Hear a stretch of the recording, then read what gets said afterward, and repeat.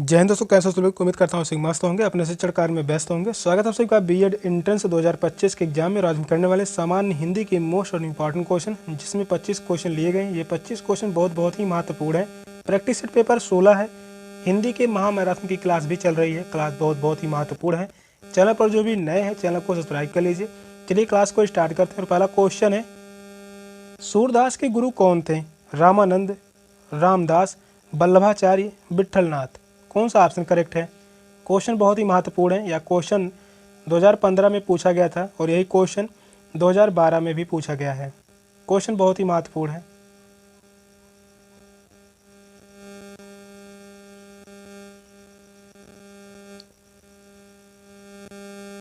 Question कह रहा है सूरदास के गुरु कौन थे?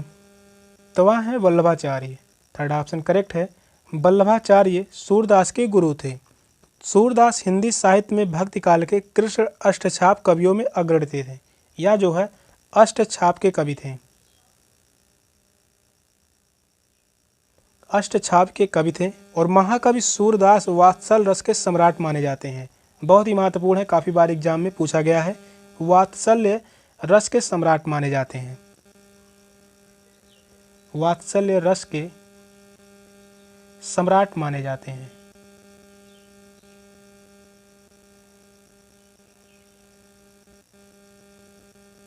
यह जो है बहुत ही महत्वपूर्ण है, इसको ध्यान में रखिए। वात्सल रस के सम्राट किसे माना जाता है? सूरदास को।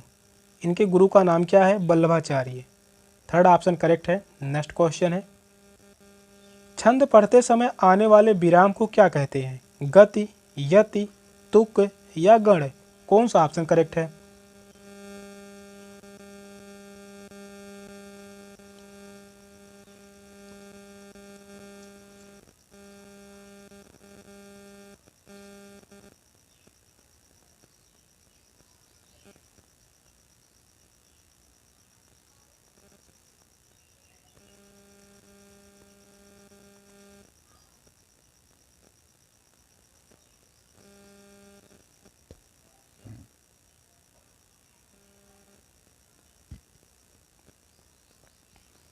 छंद पढ़ते समय आने वाले विराम को क्या कहते हैं? इसे कहा जाता है यति। सेकंड ऑप्शन करेक्ट है, यति।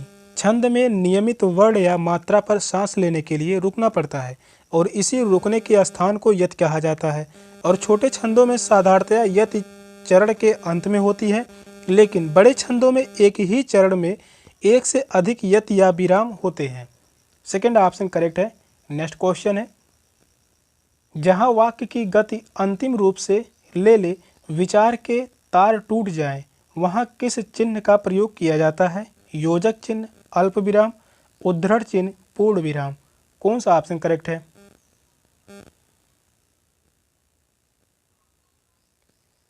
क्वेश्चन इंपॉर्टेंट है।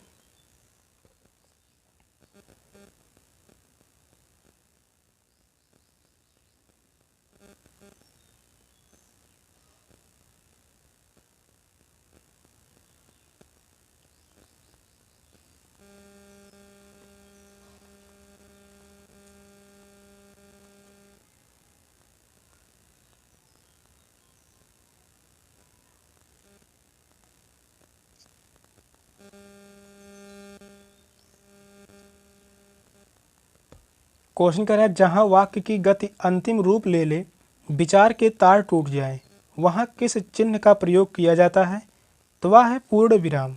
फोर्थ ऑप्शन करेक्ट है, पूर्ण विराम। जहाँ वाक्य की गति अंतिम रूप ले ले और विचारों के तार टूट जाए, वहाँ पूर्ण विराम का प्रयोग किया जाता है। यहाँ पर दिया गया योजक चिन्ह का प्रयोग इस प्रकार से किया जाता है। अल्प विराम का चिन्ह इस प्रकार से प्रयोग किया जाता है। बहुत ही महत्वपूर्ण है अल्प विराम, काफ़ी बार यह एग्जाम में पूछा गया है। फोर्थ ऑप्शन राइट है। नेक्स्ट क्वेश्चन है, अमर्ष क्या है? एक काव्य दोष, एक संचारी भाव, एक काव्य गुण, एक अलंकार। कौन सा ऑप्शन राइट है?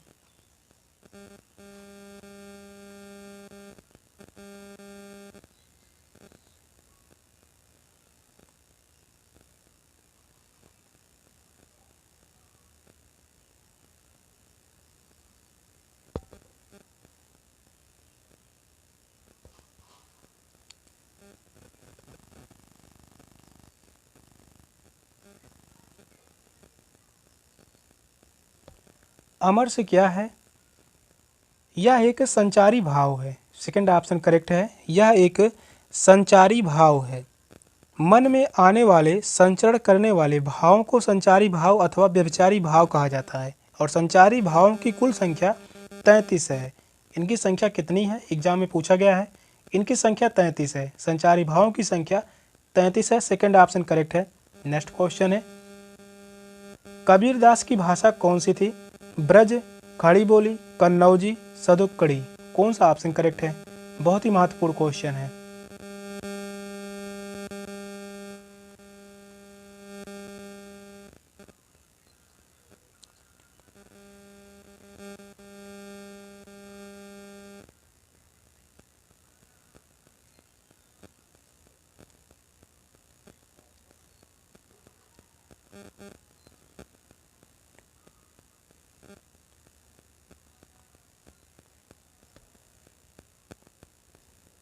कबीरदास की भाषा कौन सी थी?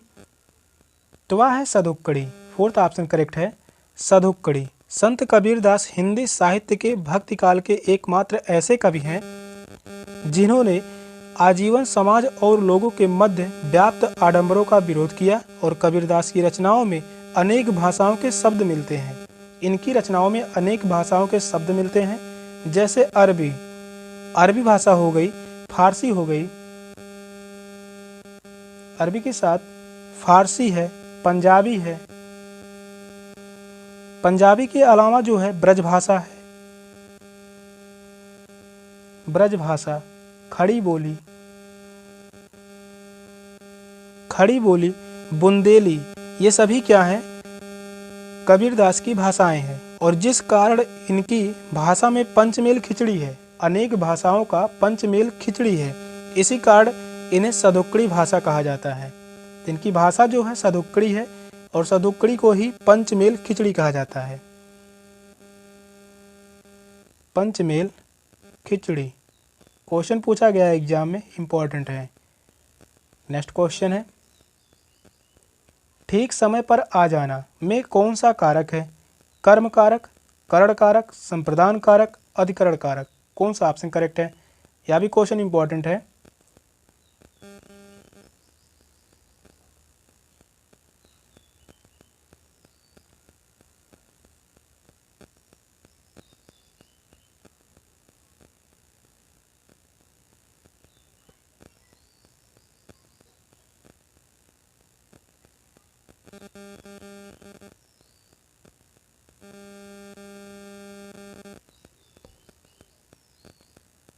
ठीक समय पर आ जाना, यहाँ पर जो है पर शब्द जो है यह कारक का चिन्ह है। इसमें जो होगा अधिकरण कारक। फोर्थ ऑप्शन करेक्ट है, अधिकरण कारक। अधिकरण कारक के जो चिन्ह होते हैं में पर, वह कारक जो क्रिया के समय, स्थान, अवसर आदि का बोध कराए, वह अधिकरण कारक कहलाता है। जैसे यहाँ पर दिया गया ठीक समय पर आ जाना, इसका उदाहरण और भी होगा, चिड़िया पेड़ पर बैठी है, चिड़िया पेड़ पर बैठी है, यहाँ पर भी पर है। इसका उदाहरण लेते हैं में से, घड़े में पानी है, घड़े में पानी है। यहाँ पर जो होगा में शब्द जो है यह कारक का चिन्ह है। फोर्थ ऑप्शन करेक्ट है, अधिकरण कारक। नेक्स्ट क्वेश्चन है, निम्नलिखित में से मिश्र वाक्य है, मेरे तो ही वर्षा होने लगी, उसके जाने के बाद वर्षा होने लगी, वह घर से निकला और वर्षा होने लगी, ज्यों ही वह घर से निकला वर्षा होने लगी। कौन सा ऑप्शन करेक्ट है? क्वेश्चन बहुत ही महत्वपूर्ण है।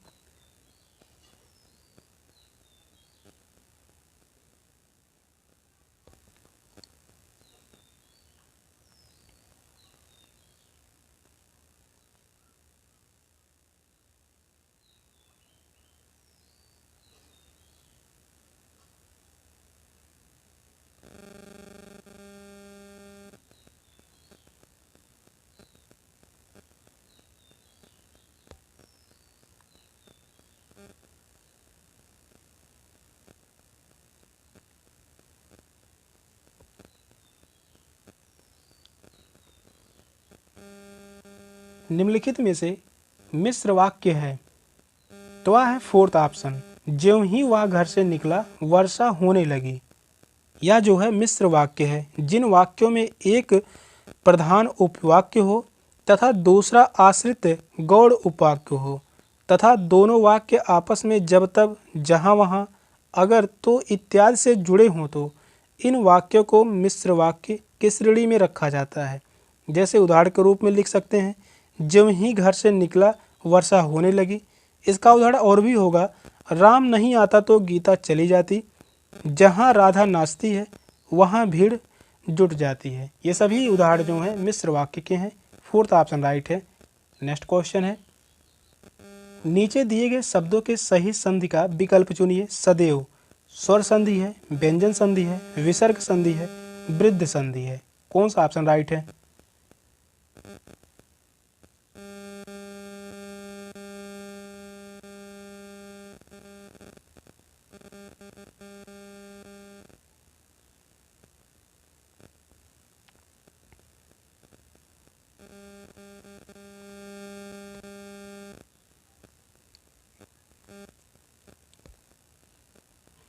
सदैव में कौन सी संधि है?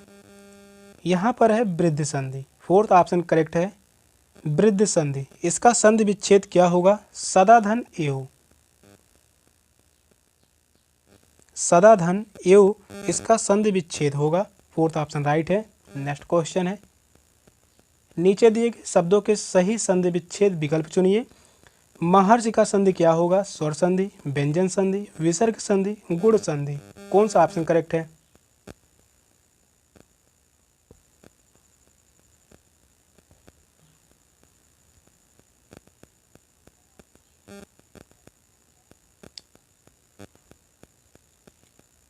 महर्षि का संधि क्या होगा?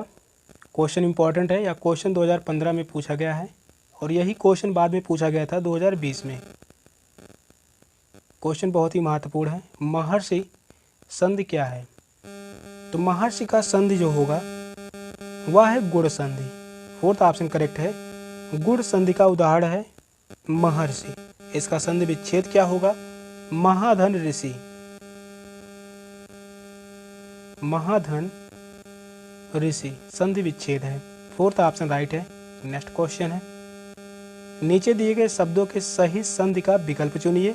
निःसंदेह स्वर संधि है, व्यंजन संधि है, विसर्ग संधि या स्वर और व्यंजन संधि। कौन सा ऑप्शन करेक्ट है?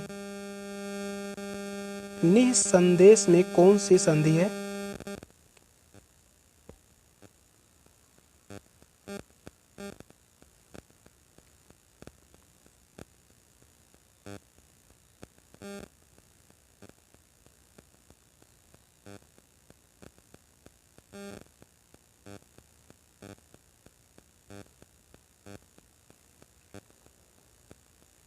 निःसंदेश में विसर्ग संधि है। थर्ड ऑप्शन करेक्ट है, विसर्ग संधि। इसका संधि विच्छेद क्या होगा?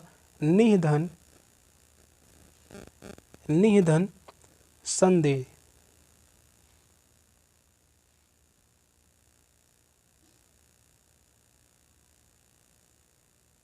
निधन संदेह।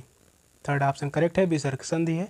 नेक्स्ट क्वेश्चन है, नीचे दिए गए शब्दों में प्रयुक्त समास का नाम बताइए। पंचवटी में कौन सा समास है? द्वंद्व समास, कर्मधारय समास, द्विगु समास, तत्पुरुष समास। कौन सा ऑप्शन करेक्ट है? क्वेश्चन बहुत ही महत्वपूर्ण है।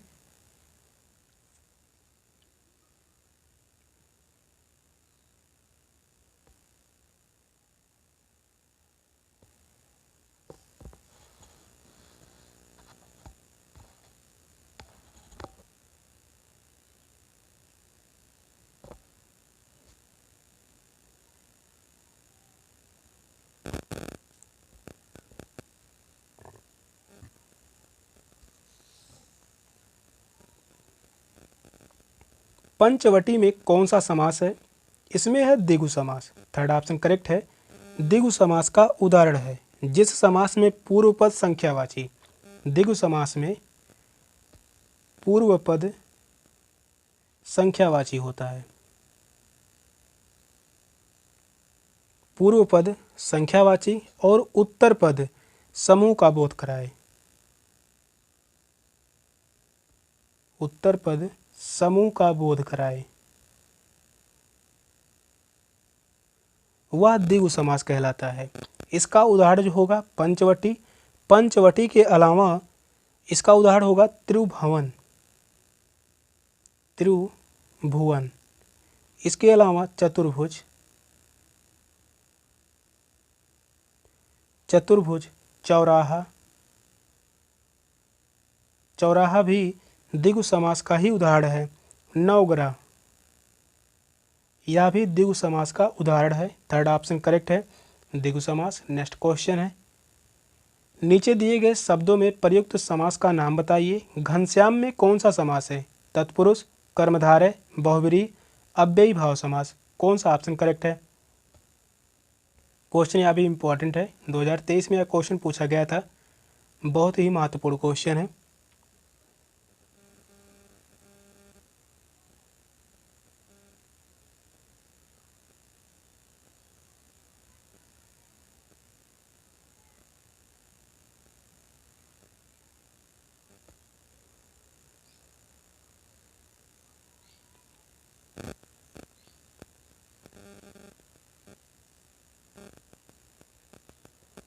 घनश्याम में कौन सा समास है?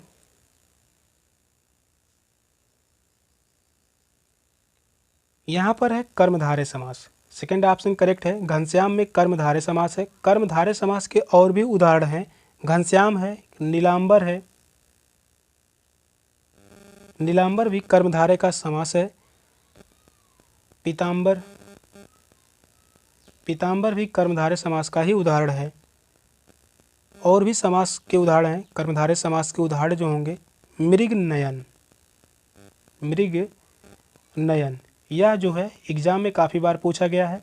पीतांबर भी एग्जाम में पूछा गया है, नीलांबर भी, घनश्याम, ये सभी इंपॉर्टेंट है, इसको ध्यान में रखिए। कर्मधारय समास के उदाहरण हैं। सेकंड ऑप्शन करेक्ट है। नेक्स्ट क्वेश्चन है, नीचे दिए गए शब्दों में प्रयुक्त समास का नाम बताइए। यथाशक्ति, तत्पुरुष समास, बहुब्रीहि समास, अव्ययी भाव समास, कर्मधारय समास। कौन सा ऑप्शन करेक्ट है? यथाशक्ति में कौन सा समास है? यह भी इंपॉर्टेंट है, एग्जाम में पूछे गए हैं।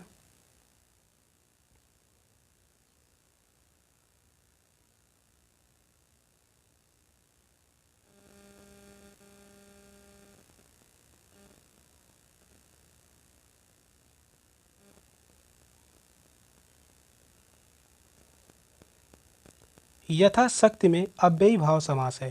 थर्ड ऑप्शन करेक्ट है, अव्ययी भाव समास।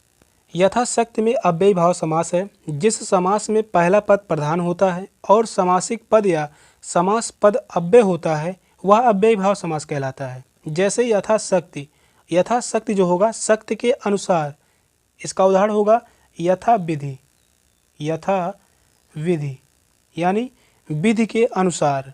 यथा क्रम, इसका मतलब होगा क्रम के अनुसार। थर्ड ऑप्शन करेक्ट है, अव्ययी भाव समास है यथा शक्ति। नेक्स्ट क्वेश्चन है, सिर पर धारण करने योग्य छत्र, मुकुट, शिरोधार्य, तिलक। कौन सा ऑप्शन करेक्ट है?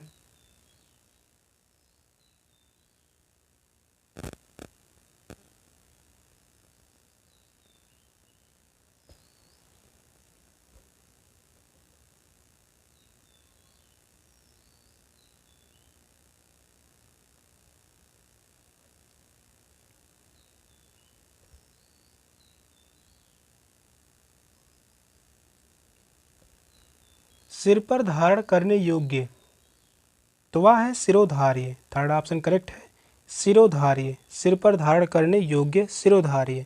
शिरोधार्य का आशय होता है सिर पर धारण करने योग्य, जबकि तिलक का आशय क्या है? इसका अर्थ जो होगा माथे पर लगाया जाता है। तिलक जो है यह माथे पर लगाया जाता है।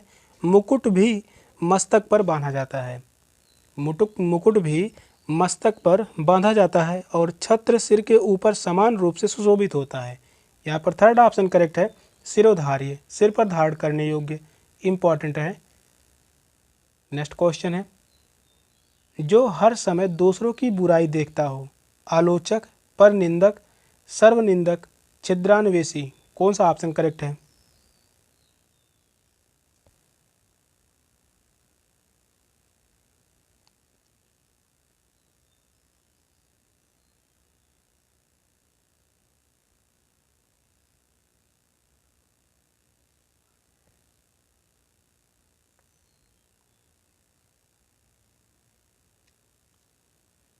जो हर समय दूसरों की बुराई देखता हो उसके लिए एक शब्द क्या होगा? छिद्रान्वेषी। फोर्थ ऑप्शन करेक्ट है, छिद्रान्वेषी। छिद्रान्वेषी का अर्थ होता है जो हर समय दूसरों की बुराई बुराई ही देखता हो, जबकि आलोचक किसी विशिष्ट चीज के गुण दोष या विवेचन होता है, और परनिंदक का आशय होता है दूसरों की निंदा करता हो। परनिंदक का अर्थ क्या होगा? दूसरों की निंदा करता हो, दूसरों की निंदा करता हो। फोर्थ ऑप्शन करेक्ट है, छिद्रान्वेषी। इसका अर्थ होगा जो हर समय दूसरों की बुराई देखता हो। नेक्स्ट क्वेश्चन है, बहुत अधिक जानकारी रखने वाला, बहुज्ञ, वाक्यपटु, वाक्चतुर, बहुभाषी। कौन सा ऑप्शन करेक्ट है? क्वेश्चन बहुत ही महत्वपूर्ण है।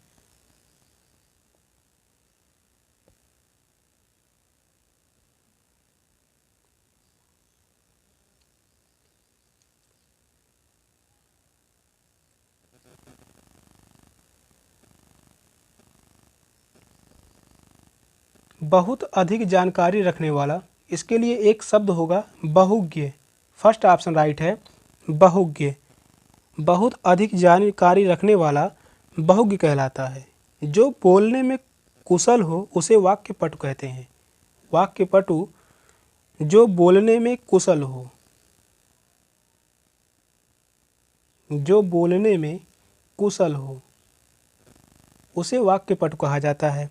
बहुभाषी, जिसे बहुत सी भाषाओं का ज्ञान हो। बहुभाषी होगा जिसे बहुत सी भाषाओं का ज्ञान हो।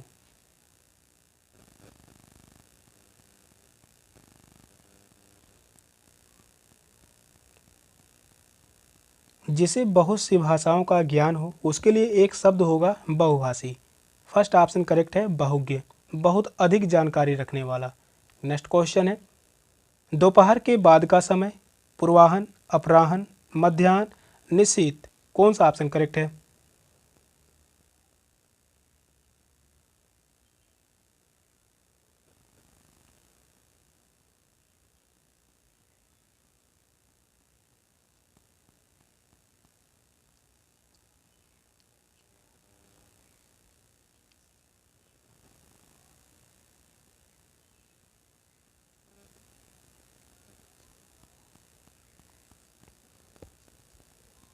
दोपहर के बाद का समय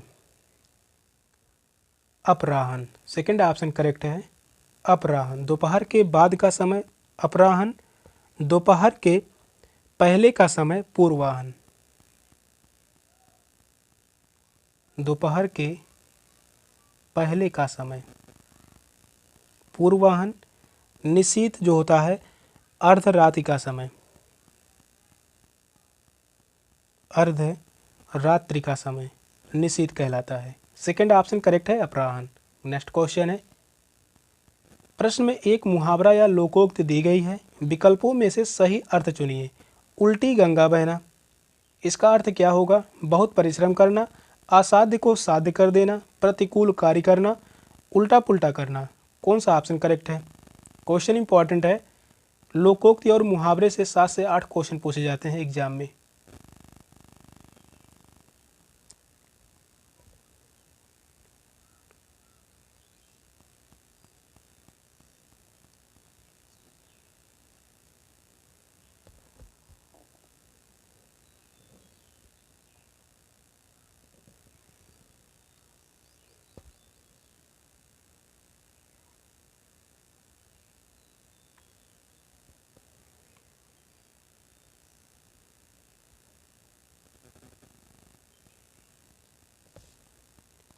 उल्टी गंगा बहना, इसका मुहावरे का अर्थ क्या होगा? प्रतिकूल कार्य करना। थर्ड ऑप्शन करेक्ट है, प्रतिकूल कार्य करना। इसका मतलब होगा उल्टी गंगा बहना। बहुत परिश्रम करना, इसका अर्थ जो होगा यहाँ पर दिया गया है असाध्य को साध्य कर देना। थर्ड ऑप्शन करेक्ट है। नेक्स्ट क्वेश्चन है, प्रश्न में एक मुहावरा या लोकोक्ति दी गई है, विकल्पों में से सही अर्थ चुनिए। अपनी खिचड़ी अलग पकाना, सबसे अलग रहना, अनर्गल बातें करना, अपने ही कार्य में लगे रहना, स्वयं पाकी होना। कौन सा ऑप्शन करेक्ट है? यह भी मुहावरा इम्पॉर्टेंट है।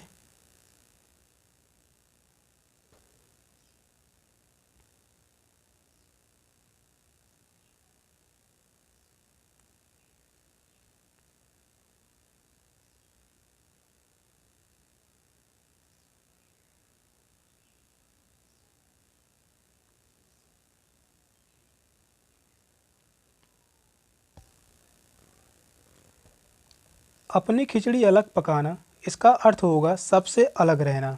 फर्स्ट ऑप्शन ही राइट है, सबसे अलग रहना, अपनी खिचड़ी अलग पकाना। अनर्गल बातें करना, इसका अर्थ होगा अपने ही कार्य में लगे रहना। अनर्गल बातें करना, इसका अर्थ जो होगा अपने ही कार्य में लगे रहना। फर्स्ट ऑप्शन राइट है। नेक्स्ट क्वेश्चन है, प्रश्न में एक मुहावरा या लोकोक्त दी गई है, विकल्पों में सही अर्थ चुनिए। धूप में बाल सफ़ेद ना करना, अनुभवहीन जीवन व्यतीत करना, अधिक उम्र का व्यक्ति, अनुभवी जीवन बिताना, बचपन में ही बाल सफ़ेद होना। कौन सा ऑप्शन करेक्ट है?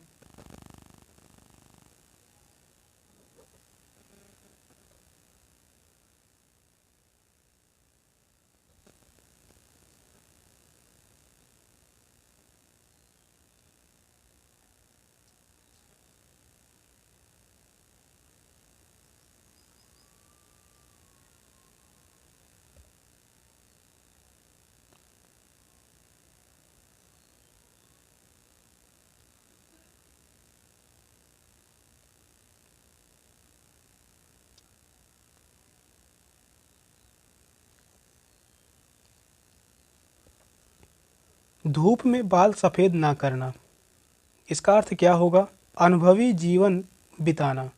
थर्ड ऑप्शन करेक्ट है, अनुभवी जीवन बिताना। धूप में बाल सफ़ेद ना करना के आशय जो होगा अनुभवी जीवन बिताने से है। धूप में बाल सफ़ेद करने का आशय जो होता है अनुभवहीन जीवन व्यतीत करना होता है। और अधिक उम्र का व्यक्ति या बचपन में बाल सफ़ेद होना, उक्त मुहावरे में से कोई आशय नहीं है। थर्ड ऑप्शन ही करेक्ट है, अनुभवी जीवन बिताना। सेशन का लास्ट क्वेश्चन था। क्वेश्चन कैसे लगे कमेंट में जरूर बताइएगा। चैनल पर नए हैं, चैनल को सब्सक्राइब कर लीजिए। मिलते हैं अगली क्लास में, तब तक के लिए बाय बाय, टेक केयर, जय हिंद।